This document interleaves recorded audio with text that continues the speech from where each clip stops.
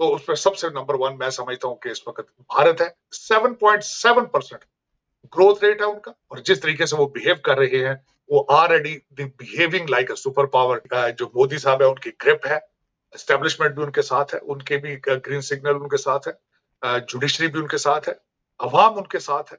तो इन सारी चीजों को अगर देखा जाए तो 2024 में जो विनर होगा वो भारत होगा। और उसके साथ पाकिस्तान के इलेक्शंस की बात मैं आपको क्या बताऊं, हर बच्चे बच्चे को पता है। लोग दर हकीकत कहते हैं कि बाहर से लंदन से एक बंदा आ चुका है, सिर्फ उसकी ताजपोशी रहती है। लेकिन 2024 का सबसे बड़ी उन्होंने बात की है कि ये इलेक्शन होगा कई ममालिक के अंदर, एक बराए नाम ड्रामा टाइप। वरना अगर देखा जाए तो जमहूरियत इन डिक्लाइन एवरीवेयर, और हाइब्रिड सिस्टम एस्टेब्लिशमेंट बहुत ज्यादा स्ट्रांग हो चुकी है, करप्शन जोरों पे है, कमीशन किकबैक चल रहे हैं। ये सारी दुनिया के अंदर फिनोमेनन है। Democracy is in decline. दुनिया सारी के अंदर एक इकोनॉमिक सुनामी आने वाली है। $7 ट्रिलियन का नुकसान हो चुका है। पूरी दुनिया के अंदर इकोनॉमी का एक सुनामी आएगी इकोनॉमिक। उसमें जाहिर है डेवलपिंग कंट्रीज के लिए बहुत मुश्किल हो जाएगा, खासकर जिस तरह पाकिस्तान है, बांग्लादेश है, नेपाल है, बर्मा है, अफगानिस्तान है, जो पहले ही कर्जों पे चल रहे हैं, मांग तांग के चल रहे हैं, जिनकी अपनी इकोनॉमी कोई नहीं है, कोई एक ऐसी कोई भी उनके पास प्रोडक्ट ऐसी नहीं है जिसको कहा जाए कि जिस पे वो सरवाइव कर सकें, जिसको वो एक्सपोर्ट कर रहे हो। तो वो उनके लिए ये साल बड़ा मुश्किल होगा। ये अनइलेक्टेड जजेस जो हैं, ये कौम की किस्मतों के फैसले कर रहे हैं। 2024 में अगर अमेरिका ने अपने आप को रिफॉर्म ना किया, अगर अमेरिकन मिडिल ग्राउंड पे आए ना आए, तो सबसे बड़ा लूजर इस वक्त अमेरिका होगा फ्यूचर में। बिस्मिल्लाहिर्रहमानिर्रहीम। अस्सलाम वालेकुम नाज़रीन, आप देख रहे हैं फोर कॉर्नर्स विद तारड़। मैं हूं शाज़िया नैय्यर, मेरे साथ साजिद तारड़ साहब मौजूद हैं। अस्सलाम वालेकुम साजिद साहब, कैसे हैं आप and happy new year. Thank you, वालेकुम सलाम, थैंक यू शाजिया। आपको भी बहुत बहुत मुबारक और नए साल की। और आज फिर मिलके दुआ करें कि जो हमारे देखने वाले हैं, चाहने वाले हैं, अल्लाह ताला उनको 2024 में अपनी उनके लिए आसानियां पैदा करे। और सारी दुनिया के लिए जहां जहां भी इस वक्त मसाइल हैं इंसानियत के लिए, अल्लाह ताला सबके दुख दर्द जो है वो ठीक करे। बिलखसूस मैं यहाँ बात करना चाहूंगा गाजा के हवाले से। और दूसरा, आज जो जापान के अंदर बहुत बड़ा जल्जला आया है, 7.8 सेक्टर स्केल का आया है, वहां पे बड़े मसाइल है। सुनामी की प्रिडिक्शन उन्होंने की है, बल्कि उस रीजन के अंदर ना सिर्फ Japan, south Korea, north Korea और रशिया तक उन्होंने वार्निंग है सुनामी है। और क्योंकि वहां पे, बल्कि बिलखसूस मैं ये चाहूंगा कि मैंने वहां इसके बारे में जब पढ़ा है कि जापान ही जल्जलों की क्यों रहता है जद में, तो उसके बारे में जब मैं पढ़ रहा था तो वहां उनके प्लेट्स जो हैं सारे वहां उनके नीचे होते हैं। बाहर जल्जला होता है, जमीन के नीचे, समंदर के नीचे जब वो प्लेटें हिलती हैं, टकराती हैं, तो उससे सुनामी होती है। अब तो जापान के लोग बेचारे यूज टू हो चुके हैं। वो बजाय इस चीज को इसको प्रिडिक्ट करना बड़ा मुश्किल है, लेकिन वो मुसलसल तैयार रहते हैं।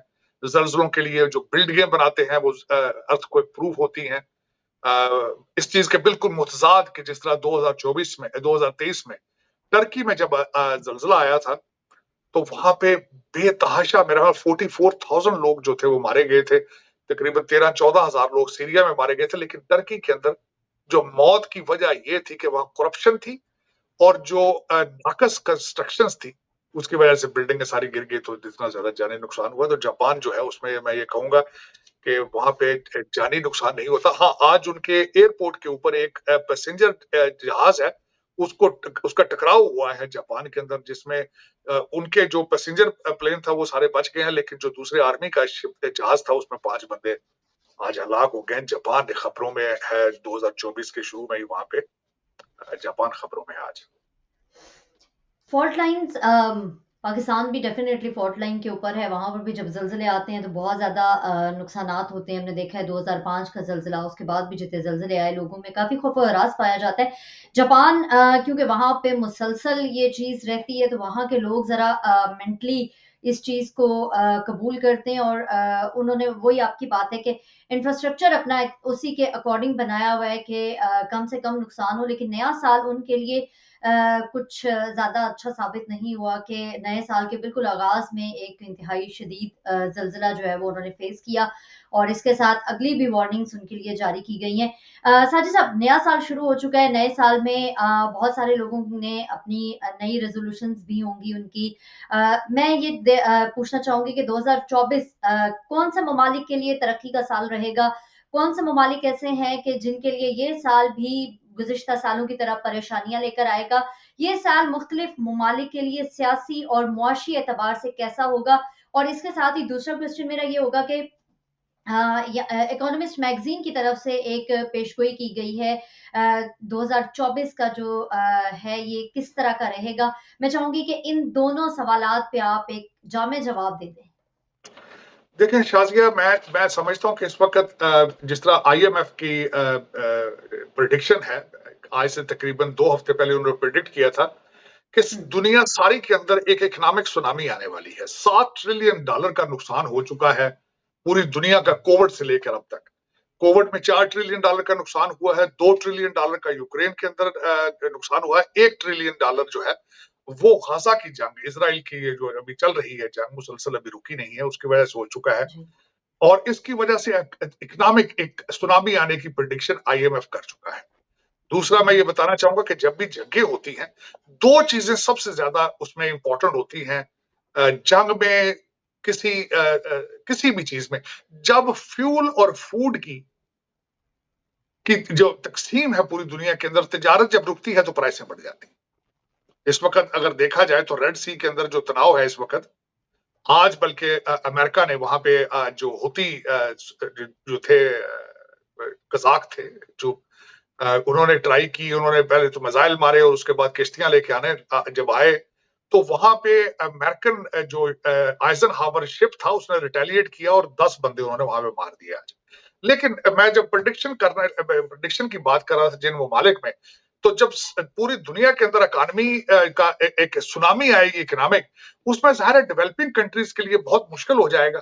खासकर जिस तरह पाकिस्तान है, बांग्लादेश है, नेपाल है, बर्मा है, अफगानिस्तान है, जो पहले ही कर्जों पे चल रहे हैं, मांग तांग के चल रहे हैं, जिनकी अपनी इकोनॉमी कोई नहीं है, कोई एक ऐसी कोई भी उनके पास प्रोडक्ट ऐसी नहीं है जिसको कहा जाए कि जिस पे वो सर्वाइव कर सकें, जिसको वो एक्सपोर्ट कर रहे हो, तो वो उनके लिए ये साल बड़ा मुश्किल होगा। वरना ओवरऑल मैं बताना चाहूंगा कि इस वक्त सारी दुनिया के अंदर democratic values are in decline.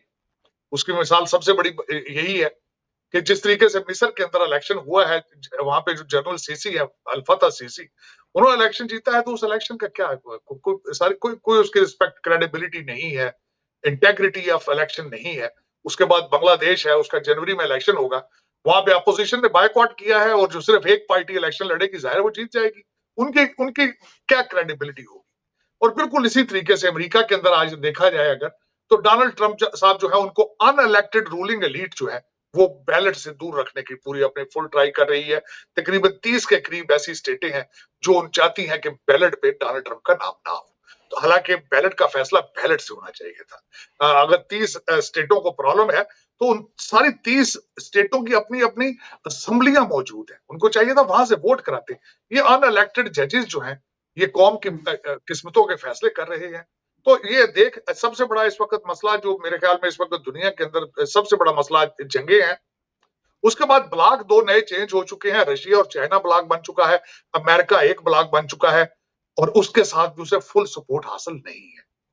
उसके यूरोपियन जो एलाइज हैं वो देख चुके हैं कि अमेरिका कमजोर है, वो अपने इंटरेस्ट बेस्ड डिसीजन लेते हैं, उनको जो सूट करता है वो साथ आ जाते हैं, नहीं सूट करता वो साथ नहीं आते। तो इस वक्त अगर देखा जाए 2024 में अगर अमेरिका ने अपने आप को रिफॉर्म ना किया, अगर अमेरिकन मिडिल ग्राउंड्स पे आए ना आए, तो सबसे बड़ा लूजर इस वक्त अमेरिका होगा फ्यूचर में अगर देखा जाए। उसके बाद दूसरा, प्रेसिडेंट शी ने 2024 के हवाले से उन्होंने स्पीच दी है जो हर साल देते हैं। इस साल जो उन्होंने स्पीच दी है उसमें उन्होंने खुद इस चीज का कन्फेशन किया है कि Chinese economy is sluggish, Chinese economy कमजोर है। तो अगर वहां, और वो जब यहाँ आए थे तो उन्होंने आगे यहाँ के जो बिलियनर्स थे उनको मिले, बिजनेसमैन को मिले, उन्होंने रिक्वेस्ट की कि आप वापस आए चाइना में, वो विल फैसिलिटेट यू। अगर लोगों ने उनकी बात पर अमल ना किया तो दूसरा लूजर सबसे बड़ा चाइना होगा। अगर और इसमें जो राइज पे जा रहे हैं ममालिक, तो उसमें सबसे नंबर 1 मैं समझता हूं कि इस वक्त भारत है। 7.7% ग्रोथ रेट है उनका, और यही वेस्ट के लिए एक सबसे बड़ा प्रॉब्लम है उसका। और जिस तरीके से वो बिहेव कर रहे हैं, वो already behaving like a super power. उन्होंने रेड सी के अंदर जो इस वक्त दुनिया के मिसाइल बन रहे हैं बहरा अहमर के अंदर, वहां पे उन्होंने अपने 4 शिप्स भेज दिए हैं। वो अमेरिकन एलाइज जो वहां पे उन्होंने अपना एक कोलिजन बनाया है वो इसका हिस्सा नहीं बने, वो खुद बिहेव कर रहे हैं। यहाँ ये बताना चाहूंगा उन्होंने 4 शिप्स क्यों भेजे वहां पे। दुनिया के अंदर इस वक्त चावल की जो तिजारत है, दुनिया के 40% चावल जो है वो भारत से आ रहे हैं। भारत ये नहीं चाहता कि उनके चावल की ट्रेड के ऊपर मसला बने। दूसरा मसला है तेल का, वो तेल लेते हैं, वो कहते हैं उसमें ना इंटरप्शन आए, अगर तेल की कीमत बढ़ेगी भारत के अंदर उनकी इकोनॉमी सफर करेगी। बल्कि उन्होंने ये इस चीज का फैसला कर लिया था कि रशिया से अगर तेल नहीं आता तो वो हम वेनेजुएला से ले लेंगे। तो ये दूरंदेशी नेशनलिज्म, ये सारी चीजें तब आती हैं जब आपकी इकोनॉमी अपनी ठीक हो। भारत की इकोनॉमी इस वक्त $600 बिलियन का उनका फॉरेन एक्सचेंज मौजूद है। उनकी जो मोदी साहब है उनकी ग्रिप है, एस्टेब्लिशमेंट भी उनके साथ है, उनके भी ग्रीन सिग्नल उनके साथ है, जुडिशरी भी उनके साथ है, अवाम उनके साथ है।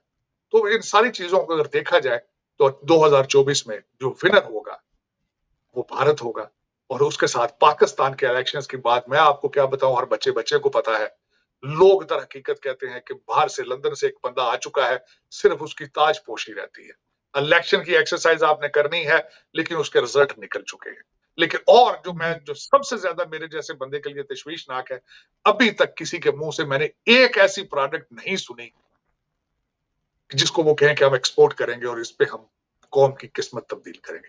अभी तक किसी के मुंह से मैंने ये लफ्ज नहीं सुना कि हमने बच्चों को आर्टिफिशियल इंटेलिजेंस कैसे पढ़ानी है।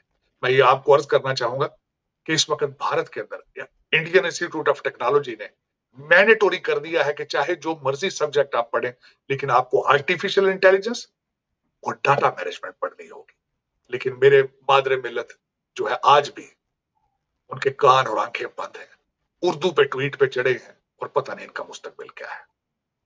साजिद साहब, आपको याद होगा कि 2 साल कबल 2 से 3 साल कबल की बात है कि जब पीटीआई की हुकूमत थी तो उन्होंने तमाम सिलेबस ज़रूर एक जैसा कर दिया था, लेकिन उर्दू को प्रायोरिटी में लेकर आए थे और बहुत सारी ऐसी बुक्स थी हमारी जो इंग्लिश में आ रही थी, जैसे कि इस्लामियात वगैरह थी और सोशियोलॉजी वगैरह थी।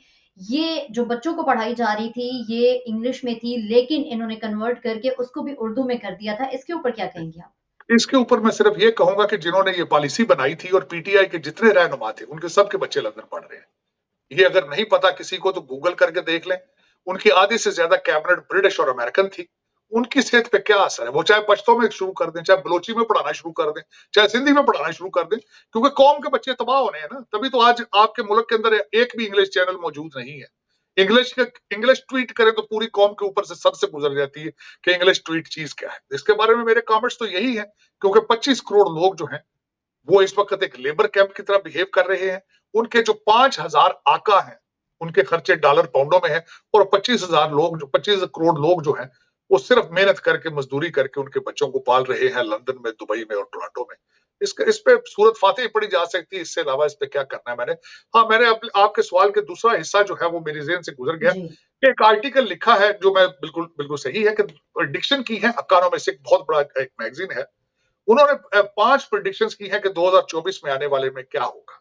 उनका बड़ा अच्छा आर्टिकल था, मैं शेयर करना चाहूंगा आप देखने वालों से। उस आर्टिकल में उन्होंने कहा है कि 2024 में दुनिया की सबसे ओल्डेस्ट डेमोक्रेसी है अमेरिका, उसमें भी इलेक्शन है। दुनिया की सबसे बड़ी डेमोक्रेसी है तादाद के लिहाज से भारत, वहां भी इलेक्शन है। उन्होंने कहा कि दुनिया की सबसे बड़ी कंट्रोवर्सी, सबसे छोटा शहर, छोटा मुल्क जो है ताइवान, वहां में भी इलेक्शन है।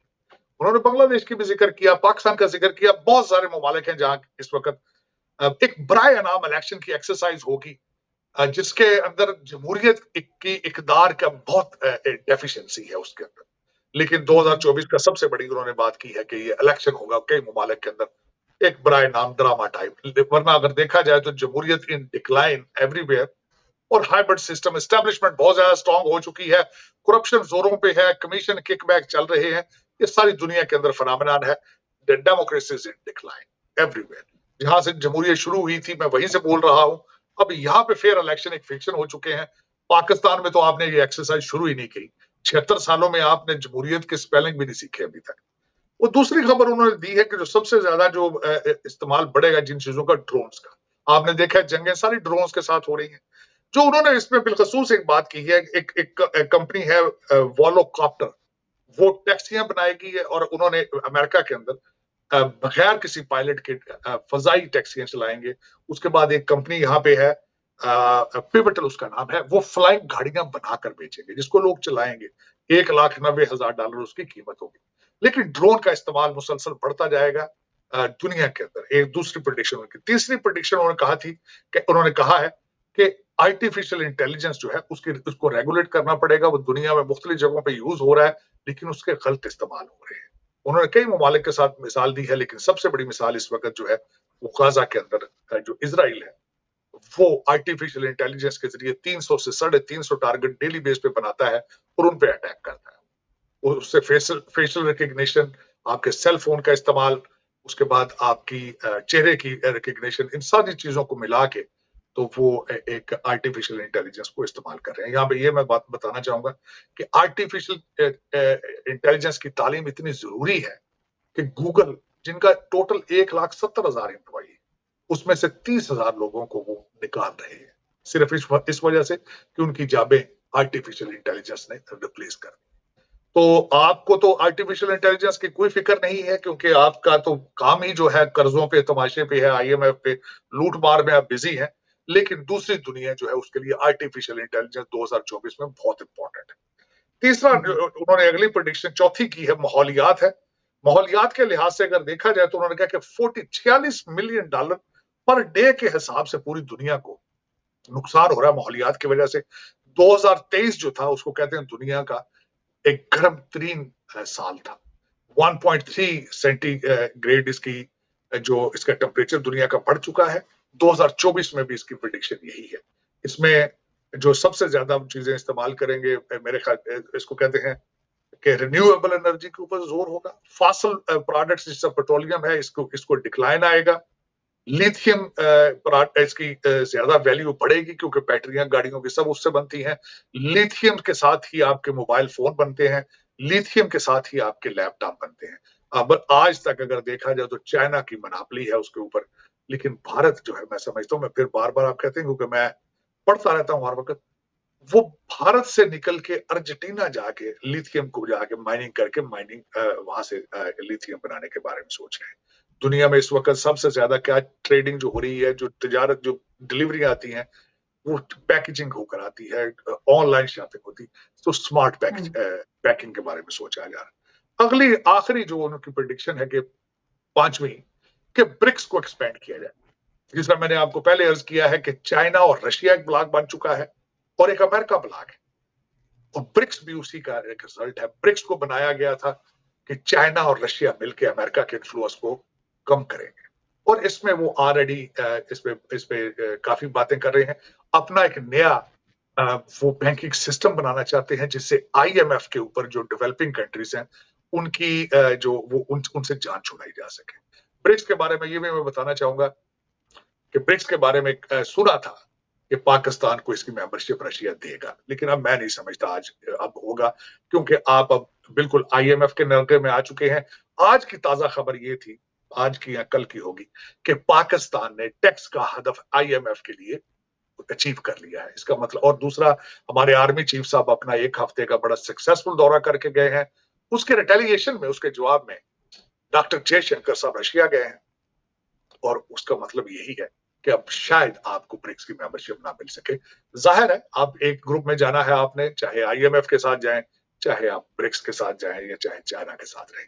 तो अब देखें, आप भी बड़े फैसले कर रहे हैं। 2024 देखें पाकिस्तान के लिए क्या लेकर आता है, लेकिन अभी तक मैंने पाकिस्तान की बेहतरी के कोई एक सिंगल लफ्ज जो है किसी भी रूलिंग एलीट के मुंह से नहीं सुना। ब्रिक्स के बारे में जो मैं खास कर कहना चाहूंगा कि अमेरिका अपनी अफादियत कम खो चुका है ऑलमोस्ट। फॉरेन पॉलिसी उसकी कमजोर है। यूक्रेन की जंग की बातें टर्की में हो रही हैं, और गाजा की जंग की बातें कतर में हो रही हैं।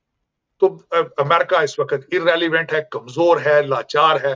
उसका प्रेसिडेंट आपने देखा है कि वो एक कार्ड देखकर, एक पेपर से पढ़ के रटे लफ्ज देख जाता है। गवर्नमेंट सारी दुनिया को पता है अमेरिका में भी इस वक्त अभी तक प्रेसिडेंट ओबामा चला रहे हैं। देखें कब तक चलाते हैं। मेरे ख्याल में तो अगर देखा जाए तो अगला प्रेसिडेंट भी बराक ओबामा ही चुनेंगे रिपब्लिकन को आने की, क्योंकि इस वक्त पूरी एस्टेब्लिशमेंट अमेरिका के अंदर, इंक्लूडिंग डिपार्टमेंट ऑफ जस्टिस और FBI और सारे, अपनी फुल कोशिश कर रहे हैं कि किसी तरीके से डोनाल्ड ट्रंप को रोका जाए, रिपब्लिकन पार्टी को आगे रोका जाए। तो वो उसमें जाहिर है एस्टेब्लिशमेंट के सामने खड़ा होना दुनिया में कहीं भी इतना आसान नहीं। साजिद साहब, जयशंकर साहब की बात की, उन्होंने एक किताब भी लिखी है, मैं चाहूंगी उसके ऊपर भी आप कमेंट करें कि उनकी किताब के बारे में आपका क्या ख्याल है।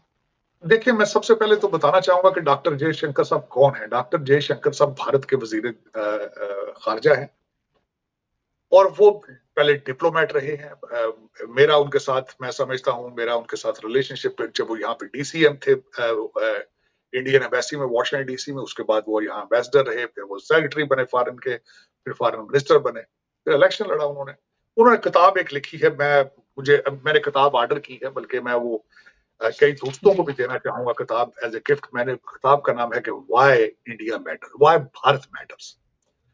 तो वो किताब के बारे में तो अभी किताब मुझे नहीं आई, लेकिन उसके बारे में मैंने पढ़ा है, मैंने एक दो उसके बारे में आर्टिकल पढ़े हैं। फिर उसके बाद उन्होंने भारत का एक चैनल है ANI, उसके ऊपर इंटरव्यू दिया है। Very interesting, very interesting. अब डॉक्टर जयशंकर साहब डिप्लोमेसी से होकर फिर सियासतदान बने, और जो किताब लिखी तो उन्होंने एकेडमिया, इसमें बिल्कुल ठाप मिलती है कि उन्होंने कई डॉक्ट्रिन नए लिखे हैं, उन्होंने कई चीजें नई वैसी बयान की हैं, उन्होंने अपनी जिंदगी का सफर लिखा है किस तरीके से, how he see the world. और बिलखुसूस इस वक्त उनकी किताब मैं समझता हूँ आप सबको पढ़नी चाहिए। क्यों पढ़नी चाहिए? वो इसलिए कि भारत जो है ना सिर्फ वो एक इकोनॉमिक पावर बना है, जब कंट्री इकोनॉमिक पावर बनते हैं तो उन्होंने बैलेंस करना होता है, उन्होंने आउटरीच करना होता है दुनिया में, उन्होंने फॉरेन पॉलिसी को भी एस्टेब्लिश करना होता है। इस वक्त अगर देखा जाए, आप देखें तो भारत G20 की प्रेसिडेंटशिप थी, उसका भरपूर फायदा उन्होंने उठाया वहां पे, उसमें अफ्रीकन यूनियन को मेंबरशिप दी।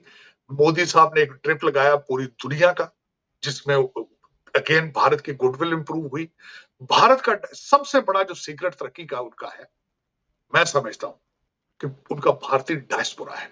उनके जो बच्चे बाहर पढ़ के जा रहे हैं, वो डिग्रियां लेकर जा रहे हैं, पूरी दुनिया के अंदर वो टेक्नोक्रेट बन रहे हैं, ये उनकी तरक्की का सीक्रेट है। वर्सेस हमारे बच्चे सारे के सारे अंडर मैट्रिकुलेट, अनपढ़, जाहिल, बेरोजगारी की वजह से भाग कर आते हैं, पैदल चल कर जाते हैं टर्की से, आधे बेचारे समंदरों में डूब जाते हैं। जो बच के पहुंचते हैं उनसे क्या एक्सपेक्ट करेंगे? सबसे बड़ी वजह है ना आपका डायस्पोरा किसी काम का है, ना आपकी गवर्नमेंट किसी काम की है, ना आपकी एस्टेब्लिशमेंट किसी काम की है, ना आपकी लेजिस्लेशन किसी काम की। तो दर हकीकत दुख तो मेरे जैसे बंदों को होता है, क्योंकि मैं खुद मुहाजिर हूं, मैं खुद इसी एक सिस्टम का निग्लेक्टेड, रिजेक्टेड, मैं खुद उसकी प्रोडक्ट हूं। लेकिन अफसोस होता है कि हम एक ही वक्त पे आजाद दो मुल्क हुए, आज वो कहां हैं, हम कहां हैं, उनका मुस्तकबिल क्या है, हमारा मुस्तकबिल क्या है। मैं उनके मुस्तकबिल की चंद्रयान देख लें उनका, उसके बाद उनका स्पेस स्टेशन बनाने का प्रोग्राम है, तेजाज अपने वो फाइटर जहाज बना रहे हैं, उनके कैरियर जो है वो इस वक्त रेड सी के अंदर खड़े हैं। आपके पास क्या है? आपके पास सबसे आपके हालात क्या है? आपका एक वजीर आजम जो भी बनेगा वो अदालतों में, वो दो वजीर आजम घसीट रहे हैं अदालतों में, जो बनेगा वो भी अदालतों में है और एक जेल में है वो भी अदालतों में, और दोनों के ऊपर चार्जेस क्या है? करप्शन के। आपका मुस्तकबिल आप खुद अंदाजा लगा लें, आपका मुस्तकबिल क्या है। और आपके आसपास इलेक्टेबल है, जो पार्टियां जंप करके फिर रहे हैं, जिनकी एस्टेब्लिशमेंट के साथ अंडरस्टैंडिंग है, बार बार वही चेहरे आ रहे हैं, असेंबलियों में भी बार बार वही चेहरे कैबिनेट में आ रहे हैं। इस वक्त आपकी जो बी टीम की जो आपका केयर टेकर सिस्टम है, कहने को तो वो टेक्नोक्रेट है, कहने को तो वो केयर टेकर है, लेकिन बी टीम है, उनके पास कोई ऐसी सलाहियत मौजूद ही नहीं है कि कहीं वो लीडरशिप प्रोवाइड कर सके। यही पाकिस्तान का अलमिया है, यही दुख है। लोगों को उम्मीदें, मेरे जैसे लोगों को उम्मीदें बहुत थी और हैं भी है कि हमारे आर्मी चीफ सब कुछ करेंगे, हमारे